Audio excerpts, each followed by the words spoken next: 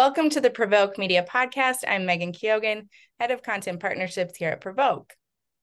Where subject matter expertise has once reigned supreme, PR agency leaders are reevaluating old recruiting models and increasing the weight that creativity and enthusiasm bring to some of the most traditional spaces like public affairs firms. Notably, there are a range of challenges that come with hiring talent from outside of PR, onboarding, training, and cultural integration among them.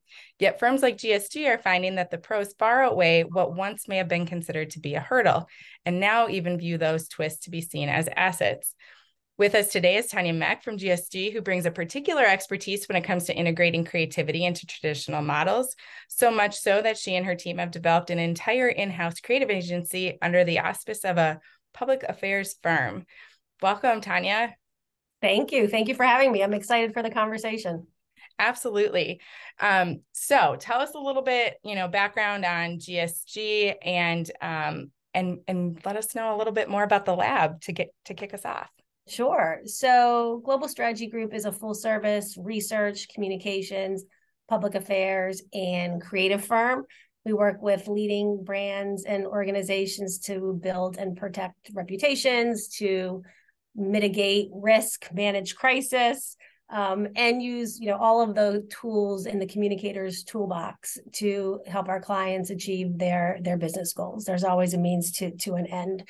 At a company like GSG, we work a lot in highly regulated industries. So we're, think finance, tech, energy, healthcare as some examples. And so we are really adept at communicating with target audiences of elected officials and policymakers. So that experience in our world is really important and really relevant to our clients. We're based in New York City. We've got a big office and presence in DC. As you would imagine, offices in Hartford, Nashville, Chicago, Denver, Seattle, and LA. And an international footprint with our partner, Sec Newgate. We're in 24 countries, and there's about 1,100 of us strong across the globe. And we like to win for our clients. We've got really talented, smart, and hardworking team members. And so I'm excited to tell you a little bit more about them today. As far as my role at GSG, I'm a partner and managing director. So that means I lead client engagements and client teams. It means I'm responsible for our new business development process. I manage our team. So when you mentioned in the beginning, onboarding, recruitment, retention, training, et cetera, that's a lot of what I do every day. And basically, my job is to do whatever I need to do to make sure that the business is healthy and growing. That's fantastic. So a lot, that we've talked about back to like your presence at the Global Summit, and to some of the conversations that we've been having since have really talked a lot about how you very tangibly are putting this, theory into practice at GSG with the introduction of the labs. And what I'm so interested in and hopeful we can really dig into today is the evolution of how that went from, an idea to an actual business model and what that really looks like for you. Yeah, I mean, it's been a process. It started with this conversation that we're always having in the industry about the evolving nature of communications, right? So platforms are changing. The way people consume news and information is constantly changing. We all have sort of our own individual fingerprint as a consumer of information and content. And so we're constantly looking for those new platforms, new ways of delivering content. What do we need to do to the content itself? And as a public affairs agency, we used to joke that, we've got the 2-page memo or the 5-page memo down. We can do it in words, right? But as we all know, the world is increasingly less focused on long form narrative. And so how do you bring sort of where people are into the mix and serve them up content and information in a really different way? And that led us to a conversation about creative, right? And how to bring that type of thinking, not just the content generation, but creative thinking. How do we do this differently into the mix? So we have one of my SVPs, Emily Williams, who leads our digital media, was really interested in this. She worked with me for probably 2 years to pull the concept together of an in-house creative and digital media agency. And so, we took a chance. It was a risk. we decided to do this all in-house as opposed to going out and acquiring another agency. So we recruited a creative director who had a very non-traditional background, didn't really know what public affairs was. He's really, really was very good, continues to be very good at consumer advertising. But we knew that we could loop him into our world. And we did that on purpose because we didn't want somebody from our world who was just going to say, yes, this is the way you do it. We wanted somebody to push us a little bit. Turns out we got pushed a lot. So there's a lot of back and forth for us and our clients. And it's been really, really fascinating and gratifying to see what we've been able to do with the lab. The name of our in-house agency is The Lab. It's been great to see what we've been able to do with that over the last couple of years. Yeah, I have a lot of questions and I'm trying to decide what order makes most sense for us just to go. Hit them. Yeah, we can go out of order, in order. It doesn't matter. That's sort of the way the creative brain is supposed to work, Megan. Right. So you take me where you want me to go. I guess my first question is the thing that stood out to me from kind of having shared experience in this is, how did you go about recruiting this creative director? Who put together the job description? What went into that to get the thing you knew you didn't have? How did you articulate that? And I think that's a really interesting conversation to think of at the outset. Yeah, well, at first we did what a good communicator would do and look at all the job descriptions, in the world that we thought were, applicable. We worked with our HR team to pull specs.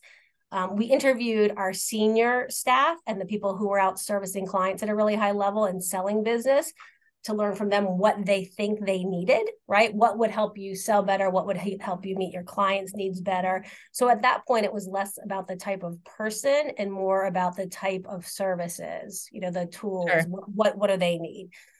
Took it back, tried to put that into a job description, pulled together interview questions, pulled together a sample brief, right? Here's the problem. Here's the public affairs challenge. Come back and present to us.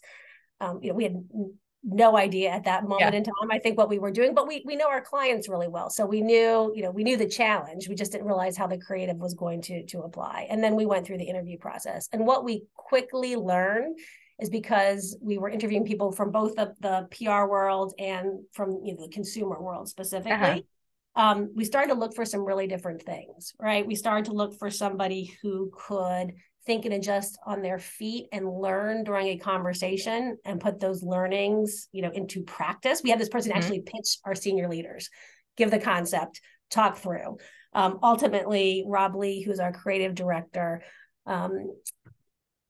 was selected because of his, energy and enthusiasm. He was able to throw out a big idea, take that feedback, play with it on the fly, and really just sort of fed off the energy of the team. And so sort of that nimbleness, that excitement and enthusiasm for the job, and then just the wowness of his actual creative application that he shared for us. And also, Megan, because it was so different. It was not, he didn't come back to us with a really straightforward public affairs campaign. He came back with something that looked a little different. And we knew if we were going to make this investment, we wanted to think beyond the confines of our particular experience. And so ultimately, that's why we selected him. We had some great conversations along the way, but I will tell you, 24 months later, we all agree that it was the right decision. Absolutely. I have to think, not only was it a leap for you to hire outside of the box in this way, but it had to have been a leap for a person like Rob, who's coming from also a very different space, to trust that he would, it's easy for us to say, yeah, you're going to have all this liberty and you'll have all this creative control. And then when push comes to shove, it can be very hard for a team to adapt to that. And I would think from his perspective that was also a leap of faith or an act of trust, that when day one of work came, that the relationship was going to work that way. 100%. And in both directions, that trust has to be in the relationship, that professional respect for each other, the relationship that at the end of the day, what we are trying to do is do excellent work for our clients and move the needle for our clients. And coming at it with those expectations makes some of that back and forth, right? And some of that difficulty. We speak different languages, we communicate differently, we have different ideas. We like to do things by brainstorming committee, and that's not how creatives work. And so just sort of figuring that out. But as long as that foundation of trust and professionalism and respect for different opinions and viewpoints is present, we've been able to mesh pretty well. And it's interesting. I was thinking, while I was thinking about this conversation and back to some of our other ones, Megan, it's interesting to me. We already did have some experience in this because GSU was founded as a research firm. So we've got pollsters, we've got data scientists. On the comm side, it's great because if you want a message test, if you want to track brand favorability, if I need a news hook for thought leaders, or thought leadership piece, I can go to our research colleagues. But if you've ever spent any time with anybody who, is in data and, weighs data, survey data, is looking at crosstabs all day, they speak an entirely different language, they're different personnel. I don't speak numbers and data at all. But we were able, over the last 15 plus years, we were able to really integrate research and that team with comms and public affairs. And so this is like, if you think about a spectrum, right? You've got research and data on one end, you've got creative at the other end of the spectrum. And then somewhere in between are the communicators, like with my team. So we had experience sort of with that back and forth and a deep respect for different ways of doing things. So I think that helped a little bit with the integration. Mm-hmm. And then when it comes to like the kind of the age old, like which comes first, the chicken or the egg question, when you brought Rob in, there was, I imagine the team that was working with Rob initially was also a bit of a culture shock, a very different process than they were used to and whatnot. And I'm curious if you can tell us a little bit more about how that transition went with sort of getting this group to think a little bit differently or a little bit more open-mindedly, or perhaps they already were like really excited to think differently. And to that, I'd also be interested in hearing your thoughts. Yeah, I mean, the team generally was really excited to think differently because remember, we had sort of pulled them in the ideation and business planning stage. So like, what do you need? So there was an understanding that we needed this. We all wanted it and we wanted to make it work. Yeah. What happens though when you start to integrate a creative team and you start pitching ideas to clients, right? All of a sudden, the subject matter experts in the account team will be like, whoa, too much, too fast, right? I don't know how many times the words, that's never going to fly with this client, came out of my mouth in the early days. And, Rob would tell you that the biggest challenge is getting the people who are in the weeds, really smart about their clients, to back up and sort of see the forest through the trees, right? He said, if just zoom out with me for a little bit.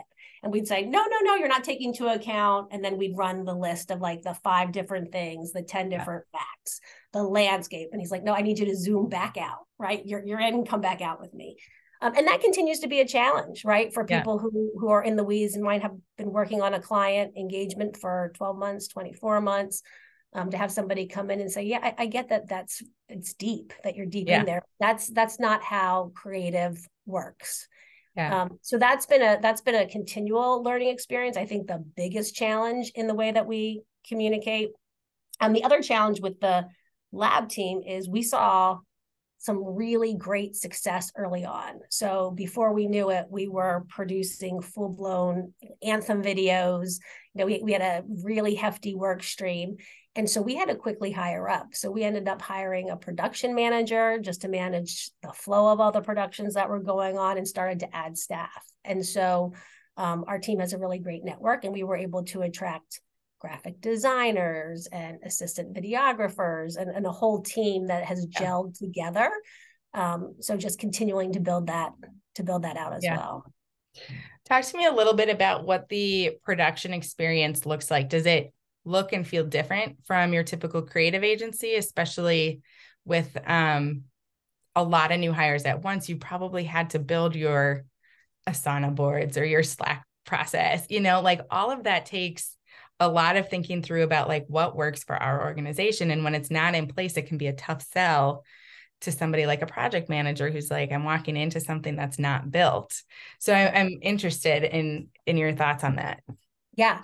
So we had in the early days what we thought was a process and a system because it worked for communications and public affairs clients. And we figured out it quickly didn't. And also on the creative team side, they weren't all used to the quick turnaround that you need to do in a public affairs environment and how nimble we need to be, right? So our messages, our outlets, things may change, between one day and another. And so it's not like you can create a storyboard and pitch it and shoot it and, and life goes on for many of our clients. We might be deep into something and we're asked to change direction in response to something that's happened, right, in an external landscape.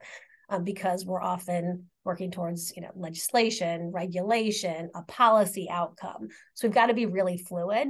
Our comms team is really used to that. Our creative team, not necessarily. However, I will say we must have gotten the most flexible creatives out there and the fastest working because I've seen them adapt to that environment. So at the same time, our executives are trying to adapt to a creative environment. Our creative team is trying to understand sort of the speed and pace that GSG clients require. And so you'll see, at least from the creative that we produce, there'll be process and there'll be production management, but it will look really different than a traditional ad agency for that reason.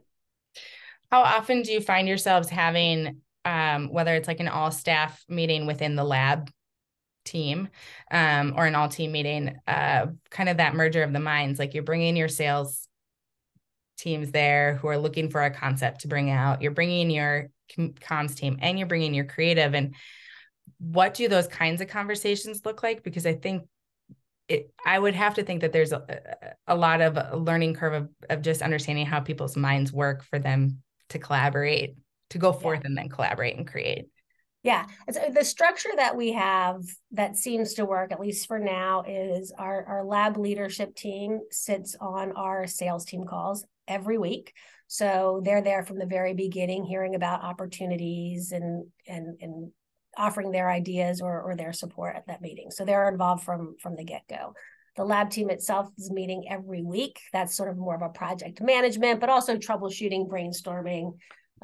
There's creative discussion, there's staffing issues, et cetera. And then the lab team is often really embedded with our client teams and our subject matter experts. So what's been really unique and interesting and successful for us is when we pair a public affairs subject matter expert with our creative team, and they're with the client from day one as equal partners. So it's not, my account executive going to the lab and saying, I need a video or I need social graphics that does X. They're actually in that conversation with the client. The client is hearing their ideas, they're having that conversation, and it's all guided by the relationship owner at GSG who's got deep expertise. And so that has been another way that the lab doesn't sort of sit off in their own space, so to speak, but are really embedded within our client teams.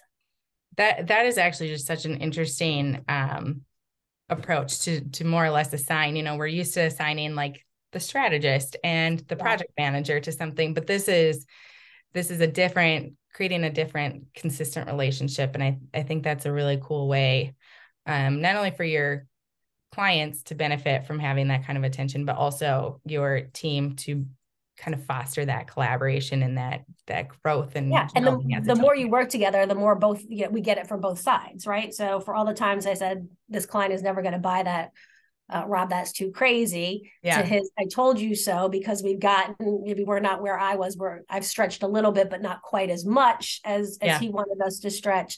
The more that happens, the more experience that we have, the more we're willing to take some of those risks. And I don't mean risks in a bad sense. I mean doing things a little differently from, I've been doing this for 20 years, right? So doing something outside my comfort zone to me is a risk.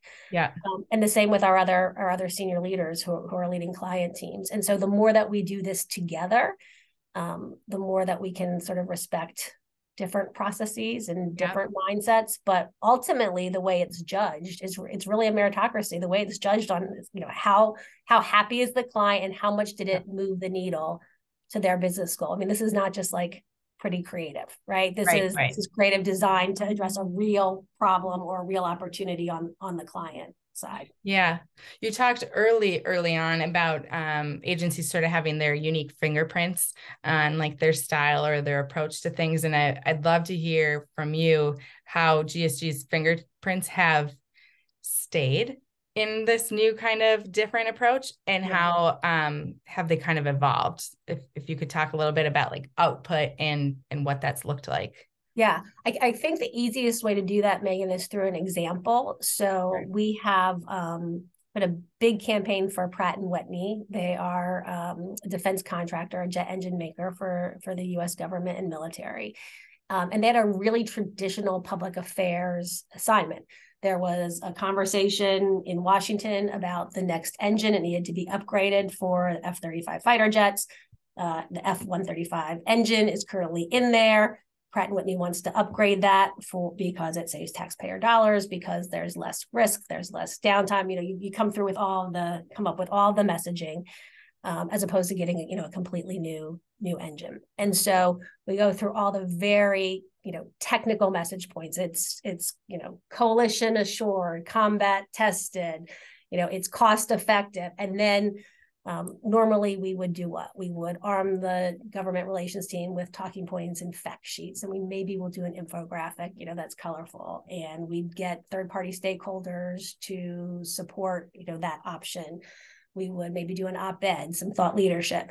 And they were really open to creative as an avenue to get attention, in the Department of Defense, in the Pentagon, on Capitol Hill. And so Rob and his team created a really avant-garde campaign of calling it the smart decision, right? So we know that what moves lawmakers is taking all of the facts and making the smartest, right? Weighing them. Is it cost effective? Is it less risk? What's the best outcome here? And that's a quote smart decision. Seems like not a big idea kind of term until you see what the creative team did with it, which is basically animating a brain, right? Wrapping it with all the different message points, wrapping a bus at the Farnborough Air Show with a big brain cloud, some videos with a talking brain, a storm cloud that turns into a brain with a jet fighter flying through it. So just these I think we even had those stress squeezy toys or brains at the air show. But really taking, the team took a real advertising approach to the problem. But what really sold the client was not just the creative, that we had our DC team that have come out of the administration, who have dealt with all of the decision makers before, having them on and explaining what's going to move our decision makers, the policy makers. How does procurement work? What are the congressional deadlines, right? Who makes the decisions? What do they read every morning? Where do they go for their news information? So when it was like this perfect storm of subject matter expertise and creative execution. And the client said it over and over again. They said, listen, we can get the public affairs, we can get the creative, but we've never been able to get it all at the same time, where those subject matter experts really informed the creative and sort of iterated with them. And so I think that's the feedback that we've gotten so far, is that's the real special sauce, when you have those people as equal partners, creative and subject matter at the table.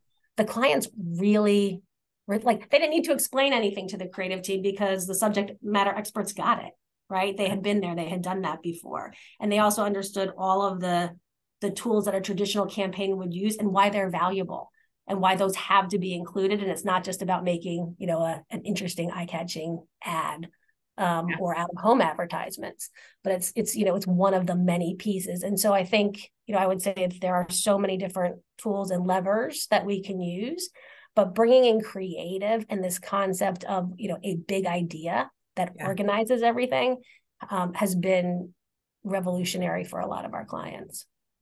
A smart decision. A smart decision. That's what, you know what? That's what we need to do. I'm surprised we haven't done that yet. That should be the tagline for the lab, hiring the lab, a smart decision. You can reuse all of that. I'll have to ask them for permission to reuse their tagline. Well, gosh, I feel like we could talk for hours on this subject matter.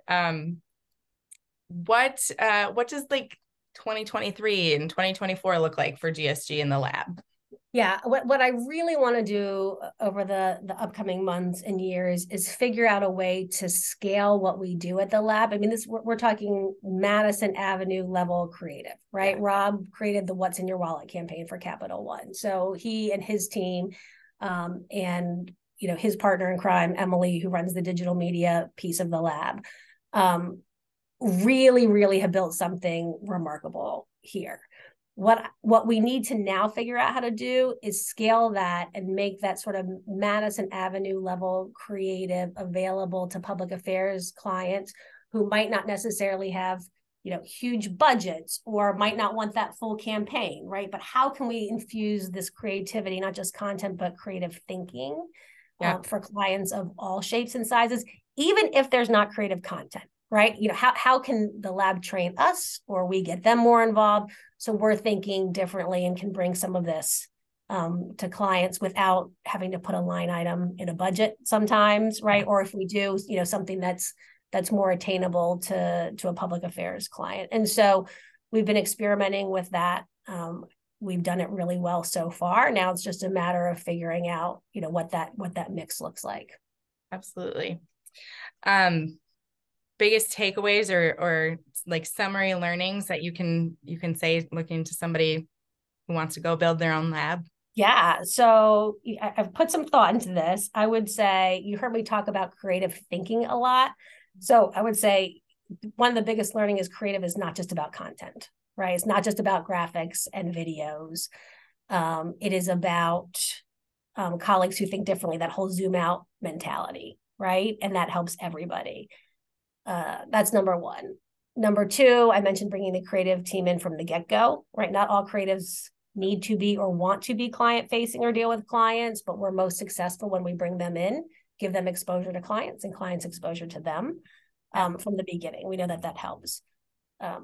You heard me talk about the big idea, right? That's what the team calls it. We're most successful when the client teams are bought in on this big idea. And the big idea is an emotion or a feeling, right? And then it can come to life through a certain campaign, a tagline, a logo, et cetera. But when the client says, yeah, like that's the emotion I want to evoke. I mean, that's like advertising speak for some of our clients, but I want, it's excitement, it's inspiration, it's fear, it's uncomfortable. I don't know, there's a whole bunch of them, but when the client's bought in on sort of that direction, that's helpful.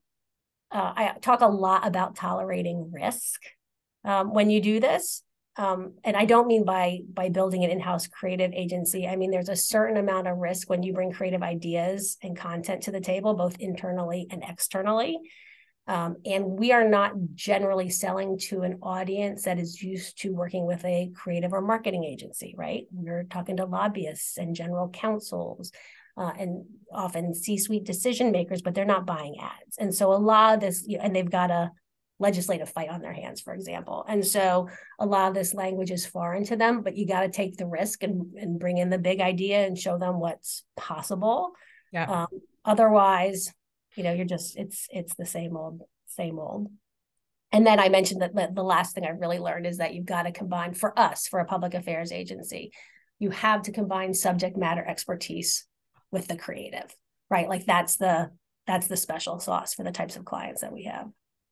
It's so many great learnings applicable to creativity in public affairs, but also just broader about how all of us think about campaigns and work and storytelling in so many capacities, and thinking about how we even consider an open mind to be, what we consider an open mind to be. So I think there's just so many pretty enormous takeaways from the kind of this case study of the lab, if you will. And yeah, so thank you. I'm trying to apply them in all their places. I struggle enough, right, with the lab and the creative side, given the way my brain works. But you're right. It's applicable across work. It's applicable in your personal life, right? It's a bit of a stretch. Well, Tanya, this has been Tanya Meck from GSG joining us today on the Provoke podcast. And we thank you very much for joining us. Thank you. I appreciate the opportunity to have a conversation and sit back and think of some of this a little bit. So thank you, Megan. Likewise. This has been the Provoke Media Podcast, and I'm Megan Keogan signing off.